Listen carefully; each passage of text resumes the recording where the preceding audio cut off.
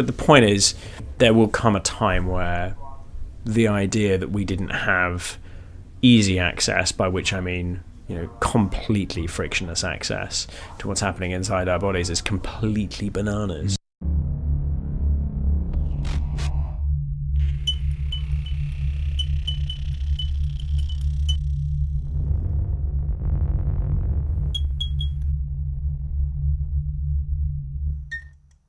Welcome everybody to another episode of the Startup Microdose.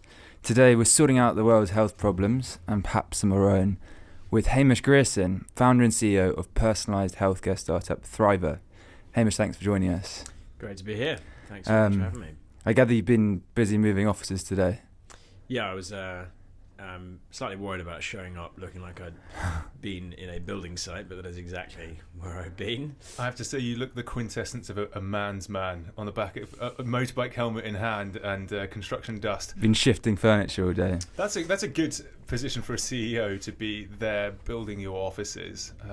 Well, I kind of figure if you're going to, try and create a new space that the team's going to hopefully really, really like, there's a little bit of actually, put your own stamp on it and do it the way that you'd really like it to be done. Unfortunately, that also means doing some cabinet making.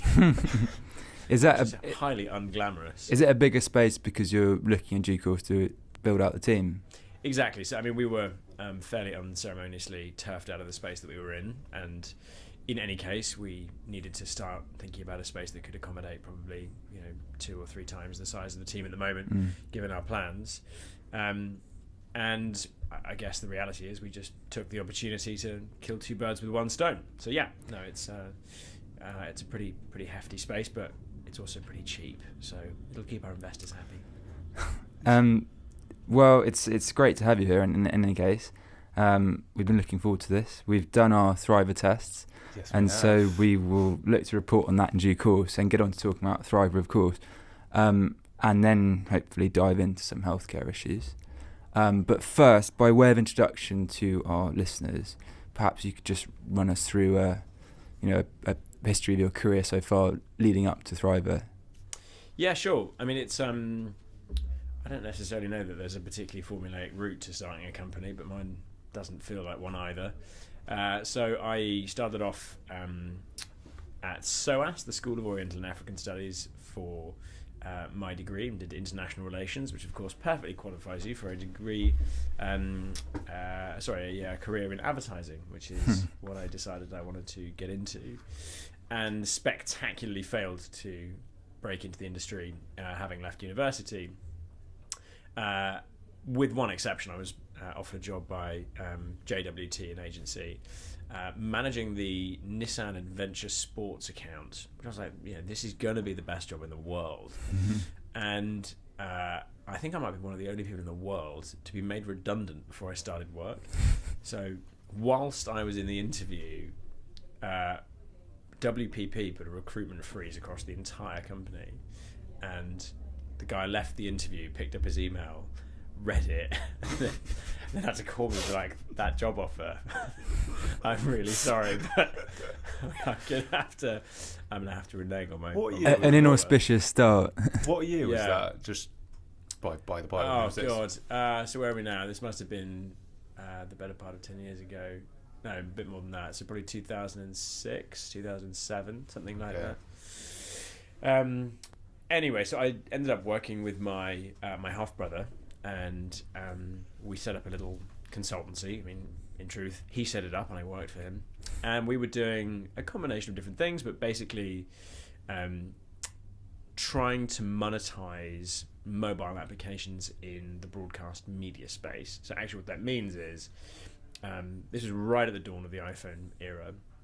The big radio groups didn't really know what they were going to do on mobile, but they knew they needed to be on mobile. So we worked with a company who had access to an iPhone dev house, or iPhone app dev house, I should say, and essentially we created a barter network where we'd offer the apps for free to the big radio groups in exchange for the ability to monetize the real estate inside the apps.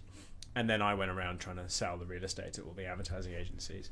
And I think it's fair to say that broadly it was a complete failure, because the advertising agencies in particular just didn't know how to buy mobile ads back then, which kind of seems ridiculous now, but there'd be like one person in the entire agency's mobile team, or they wouldn't have a mobile team. You go and talk to the guys who are doing radio and TV. So it was the school of hard knocks. You kind of have to learn how to sell to people who don't really want to be sold to. And after that, I helped my brother launch a French language radio station in London, French Radio London, which he just sold actually. And after that, I started my first company with my other brother. I do work with people who are not in my family. There's a good degree of nepotism here. Yeah. Your name ain't Chris and you're not coming in. So we all in our family kind of loved skiing. We came to it really quite late, but we just picked it up and loved it from the day we started. And we wanted to create a skiing company, so we set up a company called Ski Neon.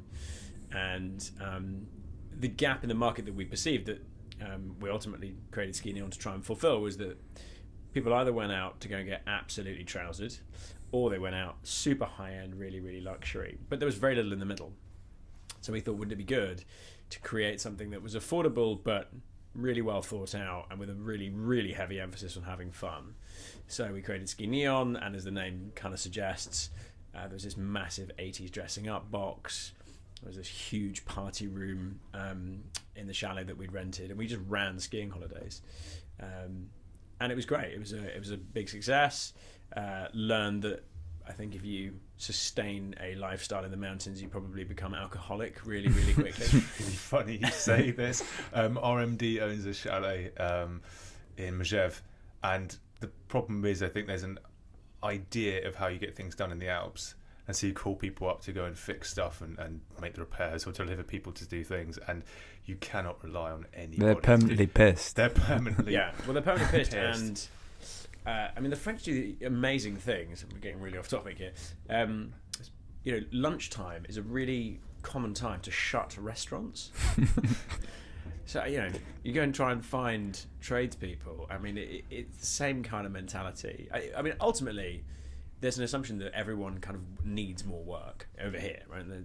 There's a sort of, I can labour with greater ability and therefore earn more money. The French just don't. And I think people in the ski resorts need more free time and chill in their head. I think they just want more time up the mountains. Well, also, lunchtime in France is from about 11 a.m. till 4, so it's extremely problematic. The thing is, this is hilarious because I've obviously been reading around Thriva and stuff like this, but I had no idea of any of this context, which has delighted me immeasurably. I feel like I'm just basking in this potted history. And the Alps is hilarious because we've raised for 2 ski companies, Faction Skis and Root Rock.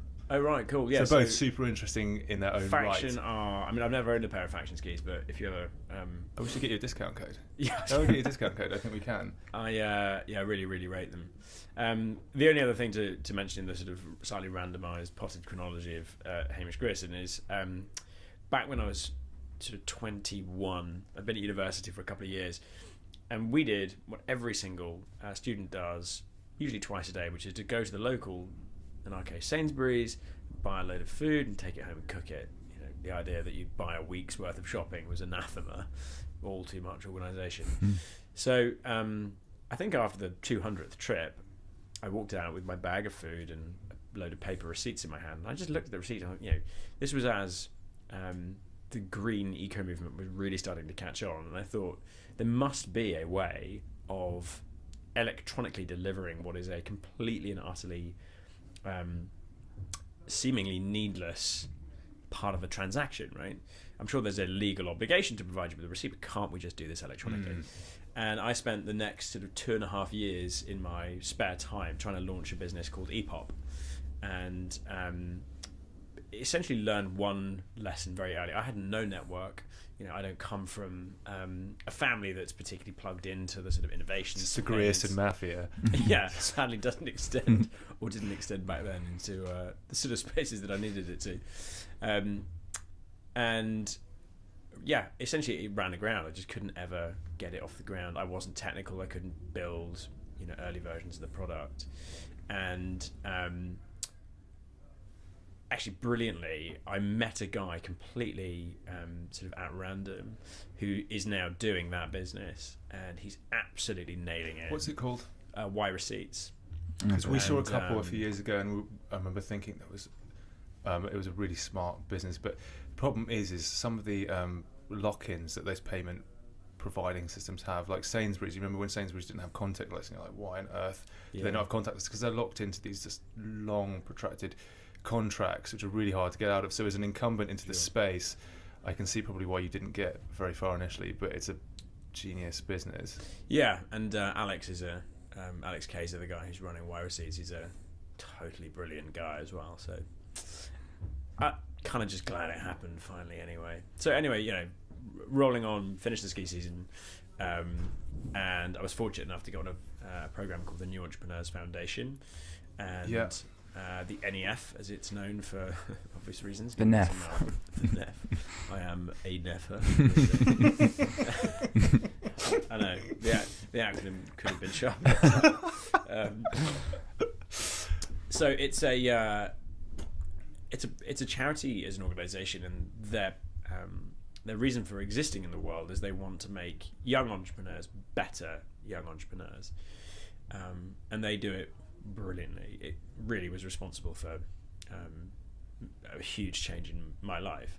And the way that it works is you're taken and kind of placed at the host company for 12 months, and you're pulled out and given training in marketing and finance and resilience and some slightly sort of softer skills, and how to build your first DCF forecasts. And I think the thing that program ultimately gave me was a feeling like I'd kind of found my people for the first time. I'd always felt like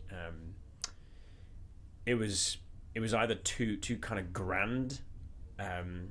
I kind of felt like a player without the numbers on the entrepreneurs, on the entrepreneurship side of things.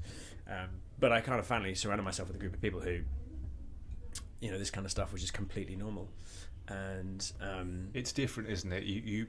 We found that since you surround yourself with more entrepreneurial types, you find at first you're like, am I just trying to be something? And then after a while, I think you just accept that it's a certain way of thinking that you just need to keep trying new things, and you may not have got it yet, but like you do find comfort in those circles, and then you kind of go back into a more kind of corporate sphere in essence. Sometimes you do feel completely at sea. Yeah, and I was incredibly lucky. I essentially spent 4.5 years at the host company that I was placed at, and I just got taken under the wing of some of the most brilliant people. The CEO of Travelex, which is where I was working, is now the CEO of Paddy Power, Betfair, and has been a really big supporter ever since. I got to work with one of the most brilliant CMOs, one of the most incredible commercial analysts is the wrong word, but just an amazing sort of commercial force. And I got schooled in the art of actually executing good business, and got the opportunity to launch new products in a whole raft of different countries, open accelerator offices.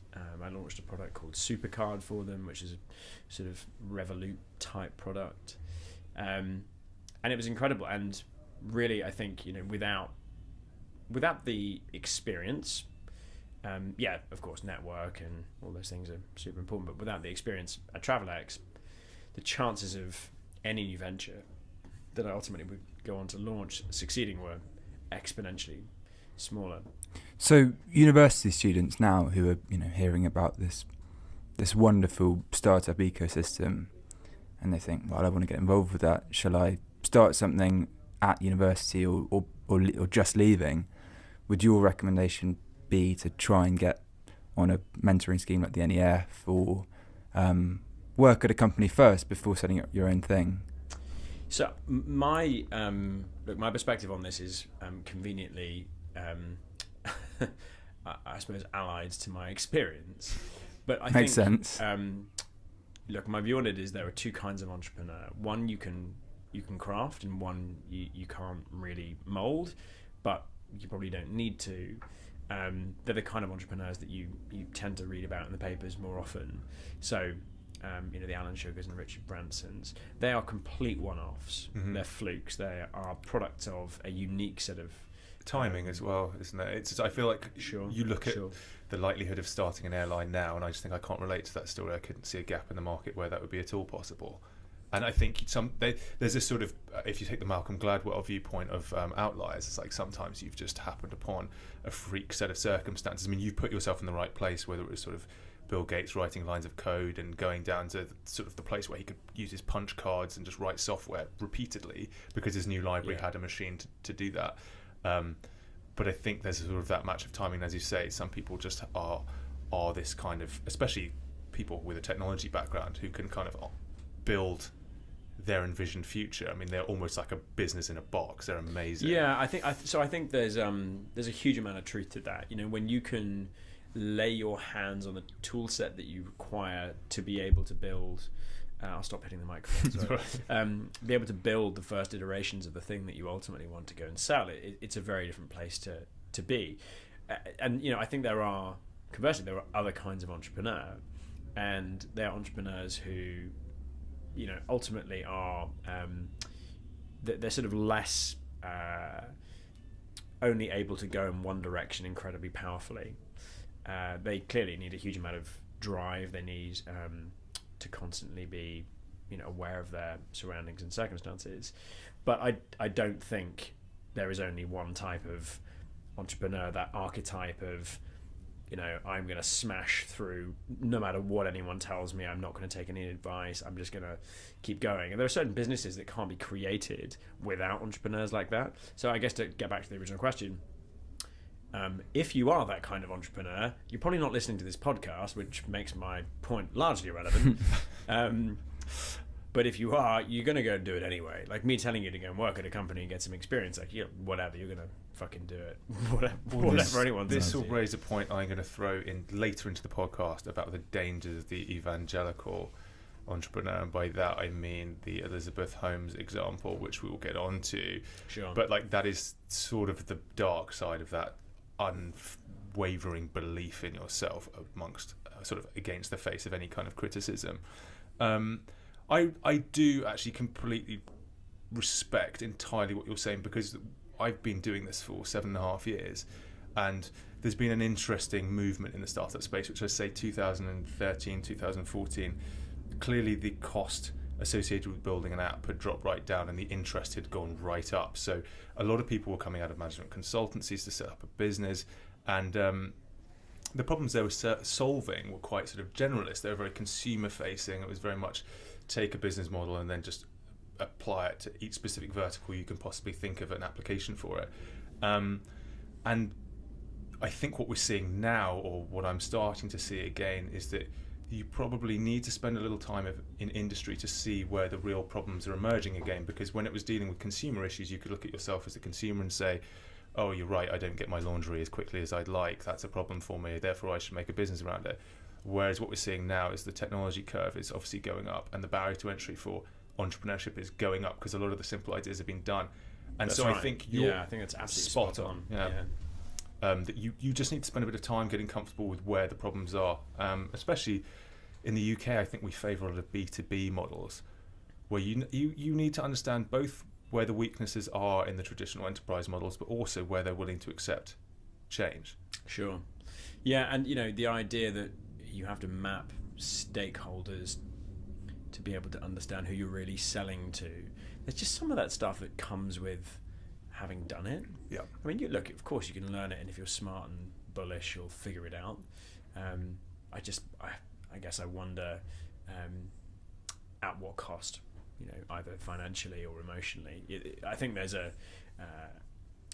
huge amount of damage that can potentially be done by people taking a view of the sort of glamour and ultimately payout from starting a new company, starting something when it's not the right idea and they're not ready, screwing it up, and never going back to innovation in the same way again because they've been really burned by it. I don't know how true that is. I don't have any sort of hard data behind it. I think the only other thing that I'd mention on it, this is a little bit of a bugbear, but it's entirely balanced as a view. Hopefully what I'm about to say will make sense. The startup discourse, the innovation discourse, is almost exclusively dominated by the people who have the biggest vested interests in stimulating and finding and ultimately owning either entirely or shares of new businesses. So it's dominated by VCs. And layer on top a little bit of the kind of magic dust that the Zuckerberg story getting onto film starts to do, and actually what you start seeing is people start thinking about success in relative terms to whether or not you can raise a huge amount of money and turn something into $1 billion business. And the problem that I have with that is there's a huge amount of good stuff associated with access to capital, be that VC cash or VCT cash or angel cash. What saddens me slightly is that when people are sitting in their bedrooms thinking about ideas, or age 45 in the office that they work in, thinking about whether there's an opportunity, I worry that people think about whether it can be $1 billion business as the yardstick by which they measure appropriateness to start it or not, and that for me is kind of crazy. Right? Yeah, what's wrong with starting a sustainable, decent business that solves a real problem in the marketplace? Yeah, be your own boss. Well, and dilution as well. It's like you can be a founder of $1 billion company, own 1%, and get the same as if you own 50% of a company that sells for 20 million. And it's like, I think they lose sight of that objective, which is that it becomes, as you say, vanity. And I think VC money particularly comes with a huge amount of expectation. If you've just left your job to start a VC-backed startup, you're given oversight again, and I guarantee you if you stop hitting your targets, it's going to feel a lot like you've got a boss, and possibly worse actually, because you have all the pressure of employing everybody underneath you. You don't have the agency that you're expecting to have by doing it. No, your agency. So that is very much the case. And for me, the flip side though is there are businesses like Thriva actually that they're just not buildable in a really powerful way without kind of rocket fuel cash. Yeah, of course. And actually my experience has been that certainly with access to good VCs and angels, your learning curve is crazy fast, because it has to be, because there are expectations, and you do have to learn how to manage upwardly to people who are now in your world and require upward management too, right? You're required to tell a story, which is if I take on £1 million of cash, we'll see Thriva users grow to 500,000 by the end of the year. And the thing is I've seen in quite a few examples, is building to scale quickly is its own challenge that people also don't warn you about.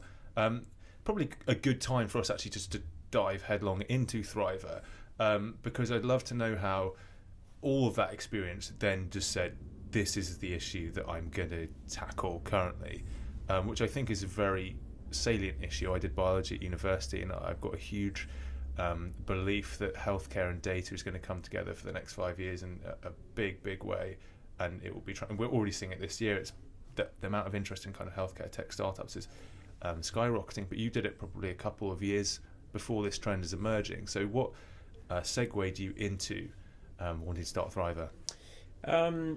It was fairly simple. I mean, cards on the table. I'd spent the 4.5 years at Travelex analysing a lot of different businesses, maybe unsurprisingly, especially in fintech.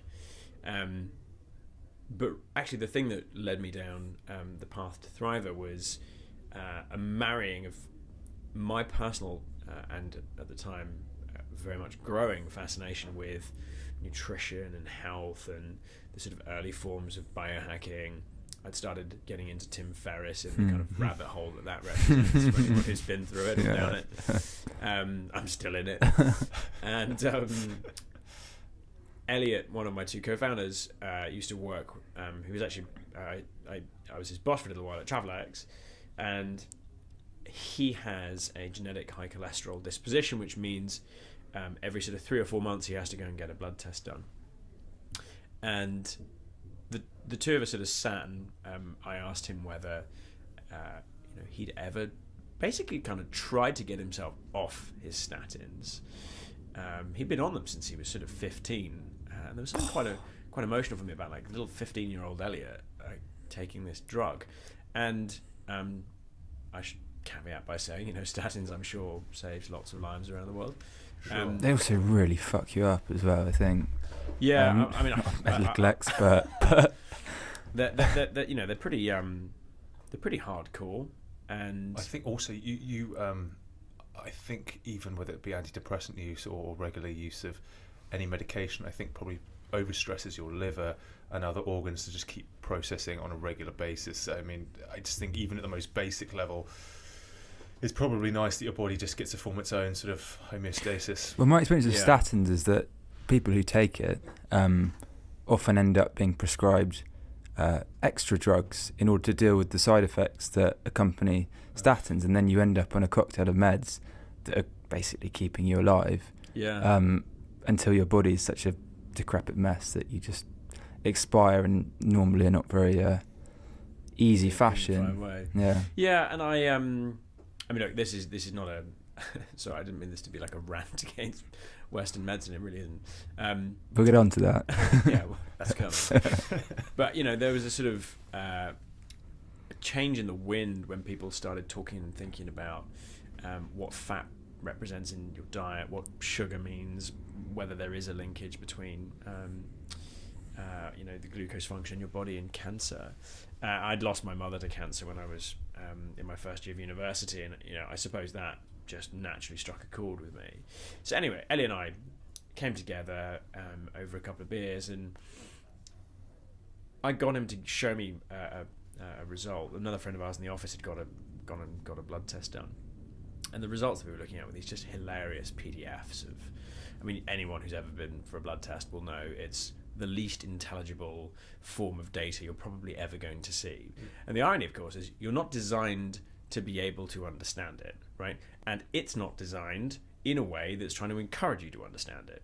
So it's not logical, it's not intuitive, and it's made all the harder by the fact that really your doctor's kind of sticking you the two fingers. I mean, not them personally, but the system is saying, someone else is going to interpret this for you, and it's just not your information. You're not really the one that has which is obscure because it's you're right. It's like I think there's a kind of mixed bag here, isn't there? Because we're so careful to protect people's healthcare data, but at the same time, it's your data. It's like it's my blood, it's my genetic code that you're looking at. Please, can you give me some oversight of it? But as you said, comprehensible oversight. Yes. Yeah, and I think that's really critical, right? I think. It's not the case that people should just be allowed kind of unfettered access to a huge amount of data that they could tie themselves in knots with. But that is so far off to one end of the spectrum. I think there is a now broadly recognised sort of change in the way most doctors, physicians, clinicians, surgeons think about their patients, and that is that actually you can empower your patients, and the chances are their health outcomes are probably going to be better as a consequence. There is I think a now very outdated view among largely all of the sort of medical services that we all know and love in the UK, that you as a patient, and we'll come on to talk about the distinction between patients and non-patients later, I'm sure, but you as a patient, you probably can actually improve the likely outcome of a particular program that you're going through in the healthcare system by being given ownership of your information, right? I think that is now something that most people recognise as true. Certainly wasn't the case for a very long time, though. And so that's in a curative sense, but also in a preventative sense. the cost saving. So if we have the information through Thriva or whatever means to track and respond to changes, and we're given the information about how to deal with them, surely that results in us being better informed enough to live a lifestyle that prevents us from, or at least maybe delays us ending up in a situation of being ill, developing a pathology. And that is likely to save the system time, cost, everything else, which is, I mean, especially in the US at the moment, where I think it's like a third of people are diabetic or pre-diabetic. Yeah. And that's estimated to cost the US government billions within the next few years, which could, in theory, that could bankrupt them if their entire population ends up on the diabetic spectrum. Yeah, I mean, it's epidemic levels, no doubt.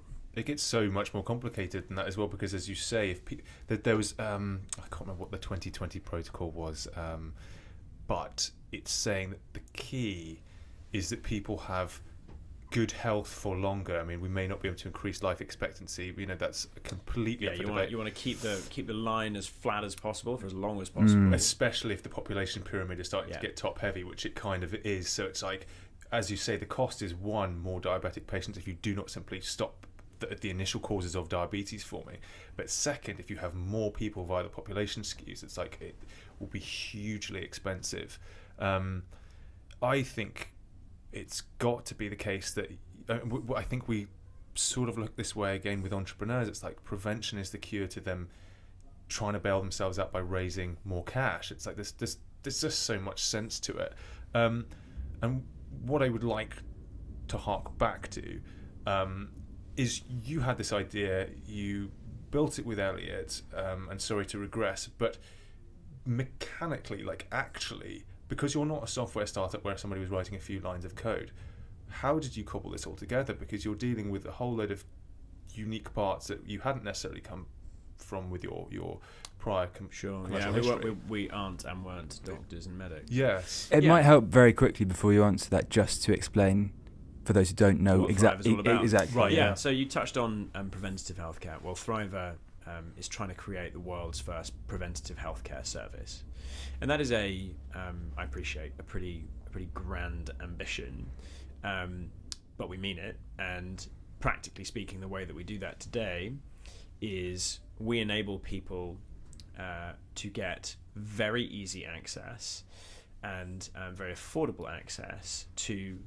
essentially what is the cornerstone of any health check, which is often the blood tests. So with Thriva, you can order a test online. We send you a little finger prick kit, and that kit contains everything that you need to take a little, maybe unsurprisingly, finger prick test at home. You collect about 8 to 10 droplets of blood, you post it back, free post, standard Royal Mail. It's analysed by a tier 1 UCAS accredited lab, often the same labs that the NHS themselves use, and usually within about 36 hours you'll have a result presented in your online dashboard in a very intuitive form that's been commented on by one of the NHS trained GPs that we work with. And if you compare that to usually what people think about when you say blood testing to them, time off work, 2 weeks to wait, sitting in a surgery full of sick people, trying to persuade the doctor to maybe do test A rather than test B, but they don't want to do that. And then what happens to the results? How long do I have to wait? What do they mean? Lack of agency over it, we've already talked about. And we believe that we've already delivered a 0 to 1 innovation without having to really innovate in the way blood is tested. We very much see it as our obligation as an organisation to stay at the very, very cutting edge of the way people ultimately collect data and the type of data that they collect, so that in the fullness of time, Thriva has a very compelling ability to deliver, in essence, predictive analytics. So you already touched on this, guys, but take a first test with Thriva. First test is the hardest test at which to add value for us as a company to you as a consumer, because we don't have trend data to comment on, right? Trend data, actually it all gets relatively straightforward. So predictive analytics will have the power, providing that we get enough data points to be able to make the algorithms work, to say, hey, Ed, did you know people like you who do the following 4 things are able to reduce their risk of diabetes within the next 3 months by 20%, right? And the thing is, we don't necessarily have to know what those 3 or 4 things are. We'll let the data tell its own story. Mm-hmm. It could be eating broccoli 3 times a day. It could be eating burgers 3 times a day, right? I mean, we just need to let people to use Jeff Kaditz from Q.Bio's expression, close the loop. We need to know enough about what people are doing so that we can start playing back how those things are actually having an impact internally. So the business is really there to provide, as I say, super easy access for absolutely anybody who recognizes the value in proactive preventative health to get the check that they need to stay on top of their body. Well, we've both used it. Yes, and, we did. Happily, we both came back boringly fine.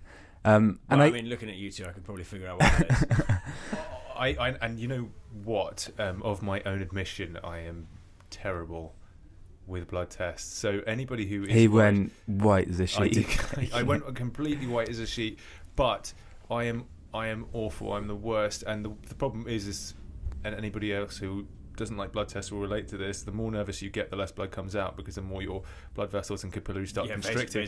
So you could completely create your own hell. But I have to say, it was pretty quick and pretty easy, and the results came back astoundingly fast. I remember actually I did it on the Friday, and by the Tuesday I remember getting an email from you guys, and I hadn't really thought about it again because I did 23andMe, and that took a lot longer, but a completely different test, but that had taken a lot longer. So I sort of set that as the time scale, a couple of weeks or something. Yeah, and you touched on a really interesting point. We've come into a market in a particular way at a particular time with a product that is leveraging actually relatively arcane testing methodologies, and it's inescapably clunky, right? Pricking your finger and bleeding into a tube is as bad as it's ever going to be. We've worked very hard at the UX actually at home, so the number of people who don't send a kit back and the number of people who fail is the lowest in the industry, but there's no getting around it, right? You are going to see your own blood. It's completely mechanical, yeah. Yeah, and there are some really interesting innovations that we are in the process of essentially trying to do some pilots with, where companies coming out of America, I think they're actually only in the States at the moment, have developed something that proxies a mechanical leech. I was thinking about this last night when I was prepping for the interview. I was like, I wonder if you can... Mechanical leeches. I thought about leeches, but I was get like... out more, dude. Yeah, it was definitely the Twilight Zone. But I was like, I wonder if this is one of those examples where you turn to nature and go, I've been bitten by a leech and it gets quite a considerable volume of blood out of you. Is there anything we could learn? But yeah, and I mean, they really have done just that. So there's a couple of companies, Tasso and 7S Bio, and both of them are certainly on the brink of... I mean, they talk about just taking needles out. It still uses... It's microneedles, but I mean, it's totally painless. I've done one of the two, and when I say that you don't feel anything, you really, really don't feel anything. For people who don't like the sight of blood, that might be a whole new issue. Yeah, what can you do? I've come to realise this. It's like you need the blood sample and you need enough to do meaningful tests with it. And that requires a certain volume at the moment. It does, and the volume is coming down, but... what's causing the volume to come down? Improvements in the quality of the analyzers is the short answer. And, even Roche, that tiny company, Roche's Cobas 8000 platform, which a lot of the labs use, now requires 5 microliters of blood to run an HbA1c, I think it is, or maybe I've got the analyte wrong, but I mean, it's a tiny, tiny volume of blood. Is a microliter different from a milliliter? Yes, it's smaller. They're not smaller, right?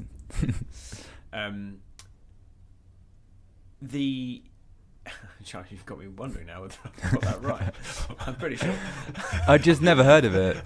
There's someone screaming at their iPhone. You idiot, that's so. What does he know? Sorry, it's Friday. I've had a very long week.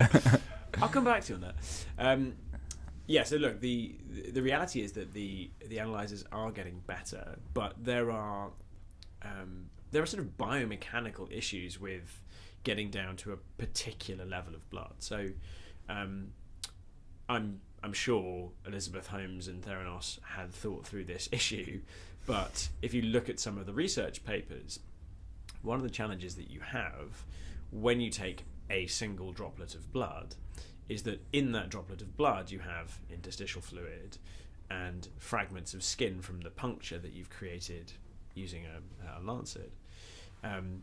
That gets diluted to the point that it's largely irrelevant if you take, I think the latest research suggests, sort of 6 to 8 droplets of blood.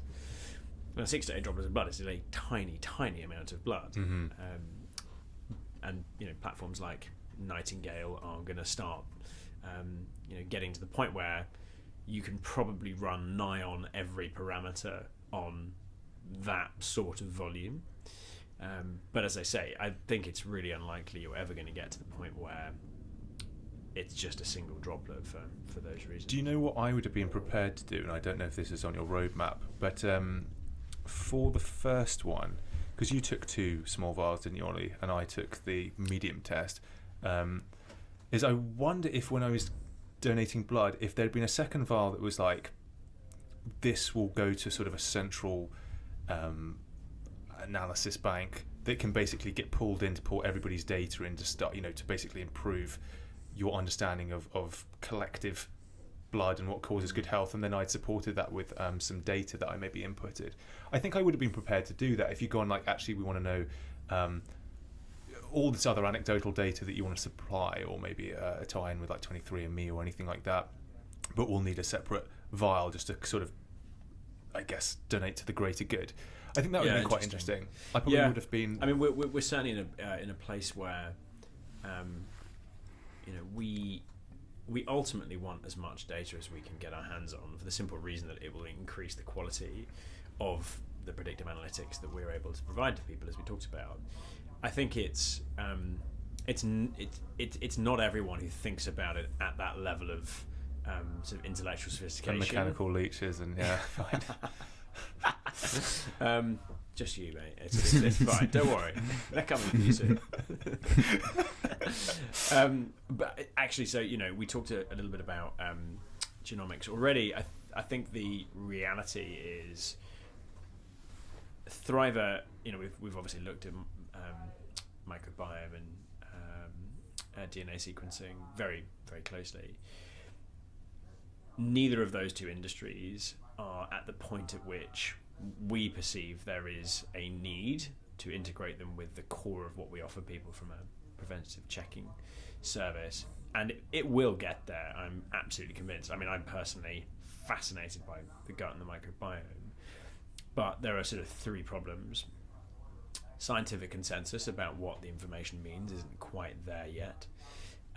Cost is still a material burden. It's coming down really fast, but it's still material. And consumer awareness isn't really there yet either. It's getting there faster with genomics than it is with microbiome. That's really just starting out. But could you test microbiome with a blood test? You typically can't, in the sense that if you're looking at gut flora diversity, it's a stool sample almost always. I say almost always. It is a stool sample. The least invasive way of harvesting it is with a stool collection. I was going to say, you've done a great job at marketing blood tests on the tube and making it look user friendly, but trying to be the UX designer behind somebody sending poo in the post. It's not going to be PR would easy. be insane. But it could be really important because there's quite a lot of research at the moment into gut flora imbalances and depression and anxiety. That's right. A lot of the chemicals that are used in the brain that ultimately stimulate relaxation and happiness are produced in the gut. And don't get me wrong, I mean, I think it is probably going to be one of, if not the most important areas of biology over the course of the next 5 to 10 years. certainly one of the most interesting from our perspectives. The inherent challenge with anything like this, and I think there's a relevant point here for DNA, and I don't know, it'd be interesting to see what you thought about your 23andMe experience. Knowing what you can do about the information is absolutely everything when it comes to really, really adding value to people who are using the product. You know, DNA actually isn't entirely static, despite what most people think. Of course, so you've got upregulation and downregulation of genes, which is quite sort of... but most people are not aware of that, right? If you go and say, hey, you know, I've done a genomics test, it's like, great, well, it told me I'm, 1/40th Norwegian, or whatever, but that's it, and it's static and it's never going to change. So I don't mean that DNA doesn't change when I say that it struggles slightly with having people understand what to do about the data. But with Microbiome, at the point at which people can say, we have seen a particular type of, I'm making this up now, but dysbiosis, and it can be positively impacted by a course of probiotics or a particular diet type or eating regime or exercise regime, and that you can monitor the change and see how it's actually come to improve or possibly get worse. I think that's really interesting. When you compare that to where we are with blood today, that is a very much more understood, and as a consequence of it being older, there is just far more scientific consensus around what the information means. In truth, actually, that's changing all the time as well. It's just that it's more consolidated than it is in the other areas, I think directing people, educating people what to do once they have the information is crucial, as you say. I think I got into a Wikipedia dive once, and I encountered looking into microbiome, and I encountered this guy who'd gone down the same hole, but ended up self-administering stool transplants. So he was asking his mates for their stools and just plugging them up his rear end, because he was convinced that if he got a stool from a non-anxious mate, he would become non-anxious. And I think there is probably evidence to support that, but probably not evidence to support the manner in which he chose to accomplish it. And that's right. That's where and whether the relevant gut flora is even alive if you do it. I mean, you know what I mean? It's kind of the Wild West on that front. I always am surprised when somebody goes and volunteers himself for some self-experimentation in this fashion, and I think actually I never know whether that'll work, but I'm glad somebody's tried that wasn't me. He's a pioneer. We can rule it in, or we can He's rule a poo it out. pioneer. Somebody's tried. The issue is whether we can rule it in or out. Because I really hope we can't, because that's not a life that I look forward to for an extra 10 years of staving off senescence. I think something that you actually touched on, so I've got kind of two thoughts split, and we're going to go with this one, that I find fascinating, and I think maybe possible for blood, is endocrinology. And I'm quite interested by the idea that hormones have the effect of upregulating and downregulating genes, and I imagine that's something you could probably start testing in blood, because I know as a healthy male there's some debate as to what your kind of healthy testosterone levels should be, and as you get older you get some people saying they should start re-injecting young male Have you guys heard of andropause? No. So I think it's going to be a really, really interesting. It's not new, but I think it's going to become more popular. So andropause is essentially male menopause, and it, as I understand it, articulates or describes a set of circumstances where, in the olden days, we probably would have described it as a midlife crisis, but it's often linked to a drop in testosterone. Which means you tend to be more sluggish, you have lower libido. To counteract those things, you drink more alcohol. And you buy a sports car. Still not getting laid, so you wonder what's happening there. And you end up essentially in this kind of pretty vicious spiral where the things that you're doing as a consequence of having lower testosterone contribute to lower testosterone. So drinking loads of booze lowers your testosterone levels, right? Interesting. Round it goes. So picking up the point on hormones, absolutely. So we're about to launch a product for people who have a thyroid problem. Taken quite a long time to really look hard at what people specifically need to be thinking about in the thyroid space, because there's a lot of conflicting information out there. It's quite difficult enough because you have hyper and hypothyroidism, which seemingly quite difficult to detect, but also stuff like Hashimoto's and stuff like that. So it's that's right. And slightly frustratingly for most people who go to the GP with a suspected thyroid problem, GPs for various reasons are not able to run the test that anyone who manages a thyroid condition knows they need to run. It's just not really something that is available on the systems that they use. It's kind of bananas, but that's the consequence of living in an environment that's restricted by the NICE guidelines. Or supported by the NICE guidelines, I should say. That's probably a better reflection of the truth. And then actually on the hormones front, female fertility, another very, very interesting potential application. And there are potentially ways of thinking about not using blood as a collection method. So, urine actually can be fairly useful in certain circumstances, in particular for things like, it's not hormones, but heavy metals. Mm-hmm. And again, the means of analysing those bodily fluids will, much like they will with blood, get better over time. They'll just get higher fidelity. You'll need volume's less of a problem with urine, but well, it's quite interesting about the recombination angle, because I was reading about CancerSeek, and they are all about detecting various forms of cancer in blood, and their sort of big proof point as to why they're better than just taking standardized blood samples is that they recombine it with your genetic information as well to use sort of dual signals, which obviously increases the statistical probability that there's going to be some basis for that diagnosis. And I wonder actually with you guys, if you can start to build out a fuller health profile by taking, let's say, a urine sample and a blood test, if you can start to recombine the two tests to sort of, I guess, be more than the sum of their parts, which would be quite interesting. Yeah, for sure. I mean, there's a really interesting question around, collect data, though you don't necessarily know what it's going to tell you, but find the correlations when you've got a sufficient volume of it. Mm-hmm. The challenge with that is articulating that to consumers, because that's a little bit of, just trust us, we're going to figure this out eventually, but hey, you're going to pay for it right now. And actually on that point, we as a company work really hard to ensure the products that we put out aren't front running the market. So it would be tempting to bolt on a urine test and a cortisol test and a genome sequencing profile and a gut flora diversity test, but you're looking at £1,000 to analyze it all, right? And probably another £2,000 to interpret it with some degree of effectiveness.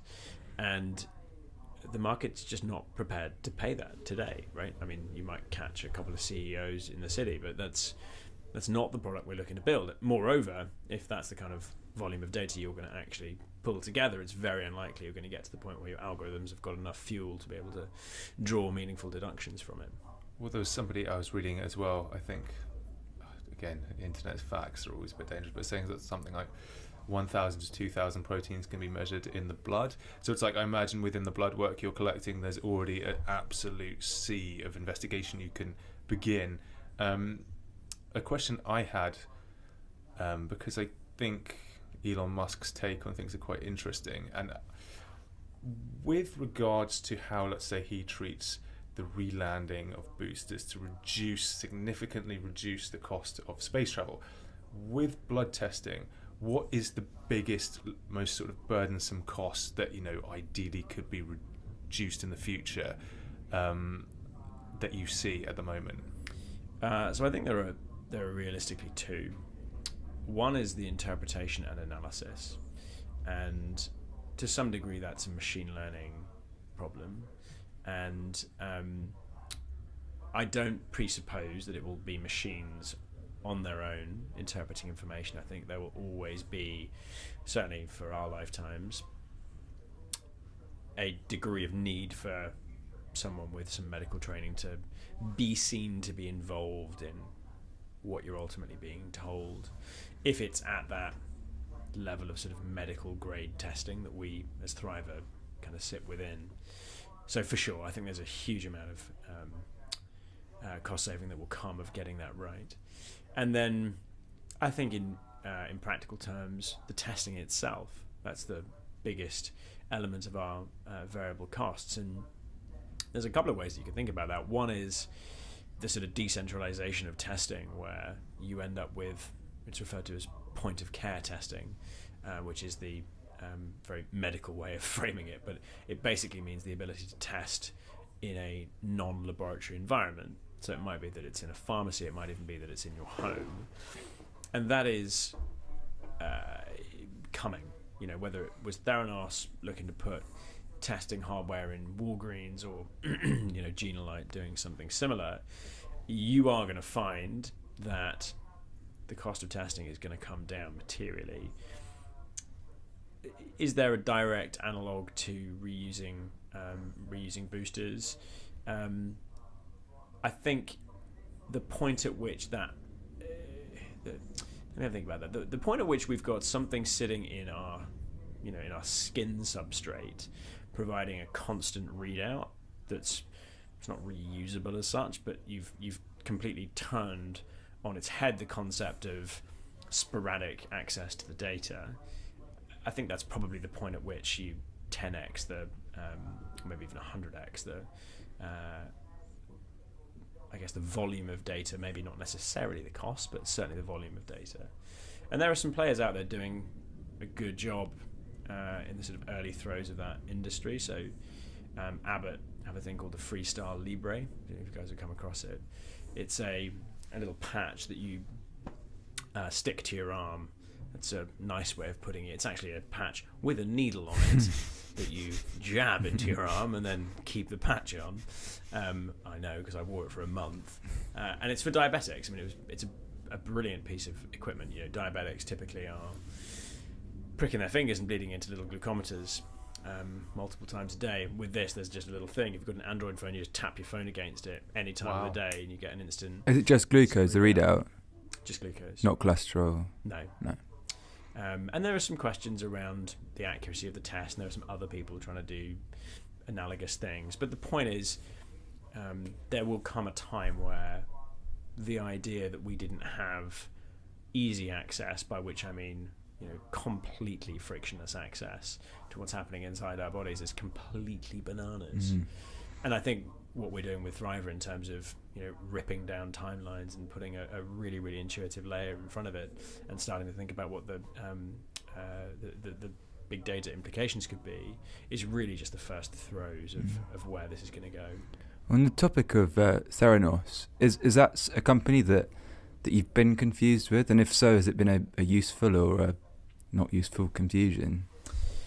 Because I think there was a TechCrunch article about you that disambiguates between you. Yeah, we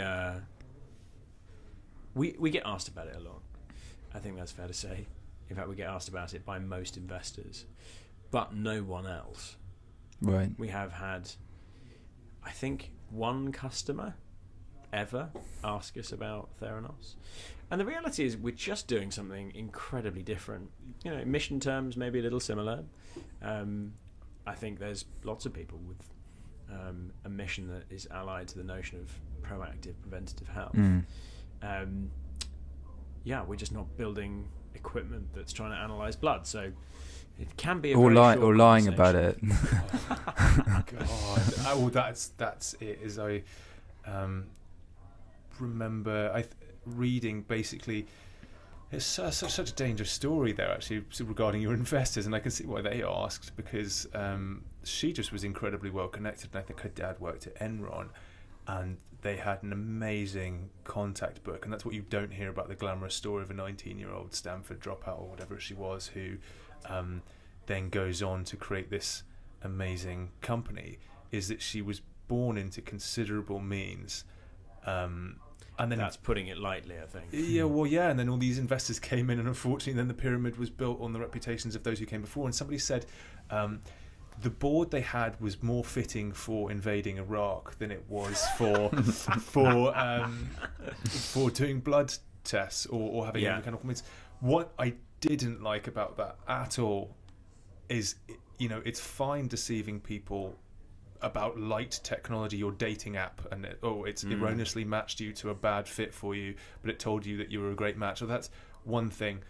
But if you're lying to people about the quality of their health, because I think there's a big issue that you have to face of trust, which is to say, somebody may put all of their trust into your hands and say, okay, Hamish, you've got me covered, and then something goes wrong, and that's you kind of it's a huge burden, and I think the thing that was most curious to me about the way that whole debacle unfolded was, you have to involve the scientific community to some degree. I think I completely get that when you're developing something that proprietary and you've got companies like some of those I've already talked about with more money than God, who wouldn't think twice about trying to get hold of your technology if they could. Sure, being secretive is one thing, but it just the culture that was set in that organization seemed to be something I don't know, just it seemed completely at odds with me. I didn't relate to it at all. Sure, I'm a very different character to Elizabeth Holmes, but it just seemed very odd.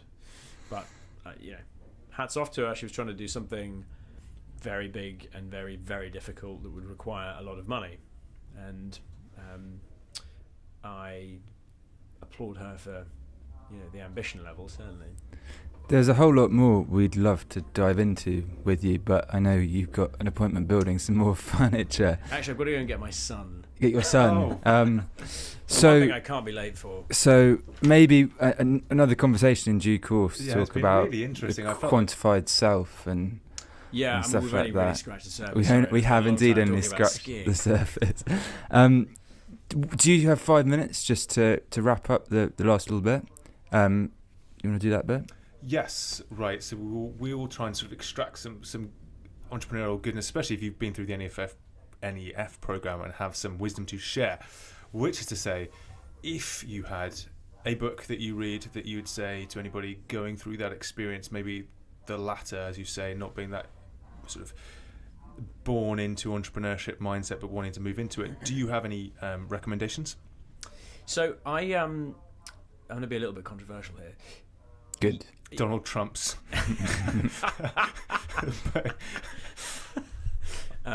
No. So not controversial in that sense, sorry. Nowhere near that exciting. Tim Ferriss's Tools of Titans is an amazingly sort of tactical toolkit of stuff that I'm sure everyone will talk about, and it's just because I read it fairly recently, it's top of mind. But I wanted to share something, and I couldn't believe it had happened. So he released his latest book, Tribe of Mentors, yes. And something happened to me that it has never happened before, and it hasn't happened since. I read one review on Amazon, and it instantaneously stopped me buying that book, and has changed what I would otherwise say as a recommendation on this podcast. And the review basically said, have you noticed how none of the people who he interviews in Tribe of Mentors read books like this? They read fiction and philosophy and poetry, stuff to expand and entertain and enlighten and broaden horizons. And I think there's this dichotomy. On the one hand, there's a skills gap, and sure, I would like to be, incredibly fit and love eating incredibly nutritious food and never drink alcohol and whatever, and I'm looking to build up a set of skills, life skills, that enable me to get the best out of myself. But equally, I think there's a sort of oft overlooked reality, which is great ideas come from being inspired by stuff and getting a sideways look at life. It's the synthesis, the whole creative process that you can't just get by learning by rote someone else's skills. Yeah, that's right. And I don't know, maybe that's slightly at odds with the point that I made earlier about different types of entrepreneur, or not. I don't know. I don't think it is, though. I think you're right. I think sometimes people who we can throw back to have a lot of wisdom to impart, and sometimes I think we think, sitting at the forefront of technology, that we have all the answers, and sometimes you realise they kind of figured it out, but the technology and the means of measuring it wasn't there, and it requires deep thought, and a lot of what they did was writing. Yeah, deep. As a humanities student, I couldn't agree more. Anyway, we'll let you go in just 1 second, because as a means of community building, we'd like to engage our listeners. And if there was one thing that we could ask them that would help you and Thriva most, what would it be? Letting blood, other than just letting blood onto the streets of London. Yeah, just bleed in the office and then scream the name Thriva in some sort of slightly maniacal voice. I'd love to know how people manage their health, and that's not a tricky, complicated question. It's deliberately not. We're going through a piece of research at the moment to try and validate how mass market Thriva is, because we look at the world, we're like, this is something that when you walk out onto the street, you say, hey, do you think that getting a regular check in on your health is a good idea? Most people over a certain age anyway, and I mean like 30, not 70, I believe are going to say, yeah, sure, it's a good idea, right? So are you doing it? Most people are saying, no, I'm not doing it. And what I'm therefore trying to get my head around is how mass market this thing could be. And one of the cornerstones of that piece of research is, how do people actually manage their health? What are the reference behaviors that they engage with that indicate that they really do think about it or act with respect to it in a particular way? And what's the best way for people to reach you with that information? You can email me, hamish@thriva.co.co, or you can tweet us at Thriva Health, THRIVA Health, or a smoke signal, carrier pigeon, all of the usual suspects. One last thing I would say as well, actually, to anybody who does listen, is I think you guys produce excellent and highly responsible content on your blog about people educating themselves about their health. So I think if anybody is listening, I would thoroughly recommend, even if they don't do a pinprick test, that you guys are generously giving out content on that front, which I think seeks to really improve people's health outcomes in itself. So thanks. Yeah, I mean, we're only just getting going with it. It's been a bit of a labour of love by a couple of guys in the team, Claire in particular, and we're going to constantly be upgrading that and trying to get more good, well-grounded, easy to read content up there. Hamish, thank you for your time. We'll let you go. Thank you very much. Thanks for having me. Cheers. Guys. Bye.